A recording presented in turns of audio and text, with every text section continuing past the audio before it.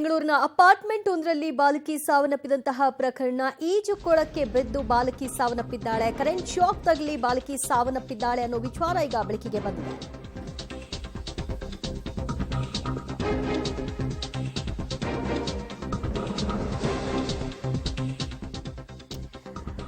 ಬೆಂಗಳೂರಿನ ಅಪಾರ್ಟ್ಮೆಂಟ್ನೊಂದಲ್ಲಿ ಬಾಲಕಿ ಸಾವನ್ನಪ್ಪಿದಂತಹ ಪ್ರಕರಣ ಈಜುಕೊಳಕ್ಕೆ ಬಿದ್ದ ನಂತರದಲ್ಲಿ ಕರೆಂಟ್ ಶಾಕ್ ತಗಲಿ ಆಕೆ ಸಾವನ್ನಪ್ಪಿದ್ದಾಳೆ ಅನ್ನೋ ವಿಷಯ ಗೊತ್ತಾಗಿದೆ. ಮಗುವನ್ನ ನೀರಿನಿಂದ ಮೇಲಕ್ಕೆತ್ತಿದ ನಂತರದಲ್ಲಿ ಈಜುಕೊಳದಲ್ಲಿ ತಪಾಸಣೆಯನ್ನು ನಡೆಸಿದ್ದಾರೆ. ಆಗ ಕರೆಂಟ್ ಶಾಕ್ ಆಗಿರೋದು ಖಾತ್ರಿಯಾಗಿದೆ. ಆ ನಂತರವೂ ಕೂಡ ಅಲ್ಲಿ ಶಾಕ್ ಆಗ್ತಾ ಇತ್ತು ಅನ್ನೋದನ್ನ ಪರಿಶೀಲಿಸಿದ ನಂತರದಲ್ಲಿ ಗೊತ್ತಾಗಿದೆ.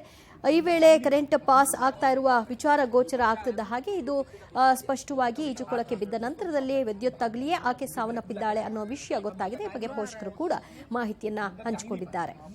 ಸೊ ಬೆಂಗಳೂರಿನ ಅಪಾರ್ಟ್ಮೆಂಟ್ನಲ್ಲಿ ಆದಂತಹ ಒಂದು ದುರಂತ ಪ್ರಕರಣ ಇದು. ಬಾಲಕಿ ಈಜುಕೊಳಕ್ಕೆ ಸ್ವಿಮ್ಮಿಂಗ್ ಪೂಲ್ಗೆ ಬಿದ್ದಿದ್ದಾಳೆ.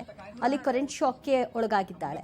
ಸೊ ಅಲ್ಲಿ ಟೆಸ್ಟ್ ಮಾಡ್ಕೊಳ್ಬೇಕು ಈ ಥರದ್ದು ಏನಾದರೂ ಸಮಸ್ಯೆಗಳಿರುತ್ತಾ ಅನ್ನೋದನ್ನ. ಯಾಕಂದರೆ ಅದು ಯಾವುದನ್ನು ಕೂಡ ಗಮನಿಸ್ಕೊಳ್ಳದೆ ನಿರ್ಲಕ್ಷ್ಯ ವಹಿಸಿರೋದು ಕೂಡ ಈ ಒಂದು ದುರಂತಕ್ಕೆ ಕಾರಣ ಆಗಿದೆ. ಮತ್ತಷ್ಟು ಮಾಹಿತಿ ಪಡೆಯೋಣ ನಮ್ಮ ಪ್ರತಿನಿಧಿ ಲೋಕೇಶ್ರಿಂದ. ಲೋಕೇಶ್, ಈಗ ಕರೆಂಟ್ ಶಾಕ್ನಿಂದಲೇ ಈ ಬಾಲಕಿ ಸಾವನ್ನಪ್ಪಿದ್ದಾಳೆ ಅನ್ನೋ ಅಂಶ ಗೊತ್ತಾಗಿದೆ. ಬಟ್ ಇದರಲ್ಲಿ ಫಾಲ್ಟ್ ಏನು ಆಗಿರೋದು ಅಂತ, ಯಾರು ತಪ್ಪು? ದಿವ್ಯಾ, ಯಾರ್ದು ತಪ್ಪು ಯಾರ್ದು ನಿರ್ಲಕ್ಷ್ಯ ಅದಕ್ಕೆ ನಮಗೆ ಉತ್ತರ ಕೊಡಿ ಅಂತೇಳಿ ಅಪಾರ್ಟ್ಮೆಂಟ್ ನಿವಾಸಿಗಳು ಬೆಳಗ್ಗೆಯಿಂದನೂ ಕೂಡ ಮ್ಯಾನೇಜ್ಮೆಂಟ್ನ ಪ್ರಶ್ನೆ ಮಾಡ್ತಾ ಇದ್ದಾರೆ. ಆದರೆ ಯಾರ್ದು ತಪ್ಪು ಏನಾಗಿದೆ ಸತ್ಯವನ್ನ ಬಿಚ್ಚಿಡ್ಲಿಕ್ಕೆ ಮುಂದಾಗ್ತಾ ಇಲ್ಲ.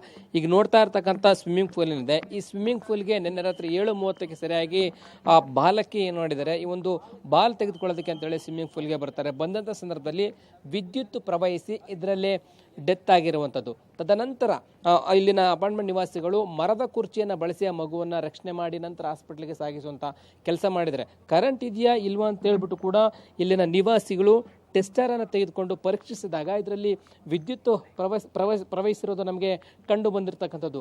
ಹಾಗಾಗಿ ಈಗ ಈ ಒಂದು ಸಾವಿಗೆ ನಿಖರ ಕಾರಣ ಏನು ಅಂತ ಪೊಲೀಸರು ಕೂಡ ಬಿಚ್ಚಿಡಲಿಕ್ಕೆ ಮುಂದಾಗ್ತಾ ಇಲ್ಲ. ನಮಗೆ ಮರಣೋತ್ತರ ಪರೀಕ್ಷೆ ವರದಿ ಬಂದ ಬಳಿಕ ನಾವು ಸೂಕ್ತ ನಿಖರ ಕಾರಣವನ್ನು ತಿಳಿಸೋದಕ್ಕೆ ಮುಂದಾಗ್ತೀವಿ ಅಂತ ಹೇಳ್ತಾ ಇದ್ದಾರೆ. ಆದರೆ ಸಾಕ್ಷಿ ಸಮೇತ ವಿಡಿಯೋ ಸಮೇತ ಅಪಾರ್ಟ್ಮೆಂಟ್ ನಿವಾಸಿಗಳು ಮುಂದಿಟ್ಟರು ಕೂಡ, ಪೊಲೀಸರ ಮುಂದೆ ಮತ್ತು ಮ್ಯಾನೇಜ್ಮೆಂಟ್ ಮುಂದಿಟ್ಟರು ಕೂಡ ಅವರು ಏನು ಅನ್ನೋದನ್ನ ಬಹಿರಂಗಪಡಿಸ್ತಾ ಇಲ್ಲ. ನಿರ್ಲಕ್ಷ್ಯ ಆಗಿದೆ ಇಲ್ಲಿ ಬಹಿರಂಗವಾಗಿ ಕಾಣಿಸ್ತಾ ಇದೆ. ನಿರ್ಲಕ್ಷ್ಯವನ್ನು ಒಪ್ಕೊಳ್ಳೋದಕ್ಕೆ ಈ ಅಪಾರ್ಟ್ಮೆಂಟ್ ಪ್ರೆಸ್ಟೀಜ್ ಅವರು ಮುಂದಾಗ್ತಾ ಇಲ್ಲ ಅನ್ನುವಂಥದ್ದು ಕಂಡು ಬರ್ತಾ ಇದೆ. ಈ ಕಾರಣದಿಂದಾಗಿ ಬಾಲಕಿಯ ತಂದೆನೂ ಕೂಡ ವಿದ್ಯುತ್ ಶಾಕ್ನಿಂದಾಗೇನೆ ಡೆತ್ ಆಗಿರು ಅಂತೇಳಿ ದೂರಿನಲ್ಲಿ ಉಲ್ಲೇಖ ಮಾಡಿದ್ರು ಕೂಡ ಅದನ್ನು ಪೊಲೀಸರು FIR ನಲ್ಲಿ ಸ್ವಿಮ್ಮಿಂಗ್ ಪೂಲ್ಗೆ ಬಿದ್ದು ಡೆತ್ ಆಗಿದೆ ಅಂತೇಳಿ ಅವ್ರು ಬಳಸ್ಕೊಂಡಿರ್ತಕ್ಕಂಥದ್ದು. ಹಾಗಾಗಿ ಅದನ್ನು ಕೂಡ ತನಿಖೆ ಮಾಡಬೇಕಾಗಿದೆ.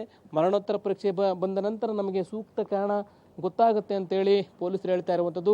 ಆದರೆ ಸಾಕ್ಷಿ ಸಮೇತ ಬಿಚ್ಚಿಟ್ಟಿರೋದು ನೋಡಿದ್ರೆ ಎಲ್ಲ ಒಂದು ಕಡೆ ವಿದ್ಯುತ್ ಪ್ರವಹಿಸೇನೆ ಡೆತ್ ಆಗಿರೋದು ಅಂತೇಳಿ ನಮಗೆ ಕಂಡು ಬರ್ತಾ ಇರತಕ್ಕಂಥದ್ದು. ಅಪಾರ್ಟ್ಮೆಂಟ್ ನಿವಾಸಿಗಳ ವಾದ ಕೂಡ ಅದೇ. ಹೀಗಾಗಿ ಈ ಪ್ರಕರಣಕ್ಕೆ ಸಂಬಂಧಪಟ್ಟಂತೆ ಪ್ರೆಸ್ಟೀಜ್ ಮ್ಯಾನೇಜ್ಮೆಂಟ್ ಅವರು ಏನು ಉತ್ತರ ಕೊಡ್ತಾರೆ, ಯಾರ್ದು ನಿರ್ಲಕ್ಷ್ಯ ಅಂತೇಳಿ ಒಪ್ಕೊಳ್ತಾರೆ, ಪೊಲೀಸರ ತನಿಖೆಯಲ್ಲಿ ಏನು ಬಯಲಾಗುತ್ತೆ, ಜೊತೆಗೆ ಈ ಮರಣೋತ್ತರ ಪರೀಕ್ಷೆಯಲ್ಲಿ ಕೂಡ ಏನು ವರದಿ ಬರುತ್ತೆ ಅಂತೇಳಿ ಕಾದು ನೋಡಬೇಕಾಗಿದೆ. ದಿವ್ಯಾ.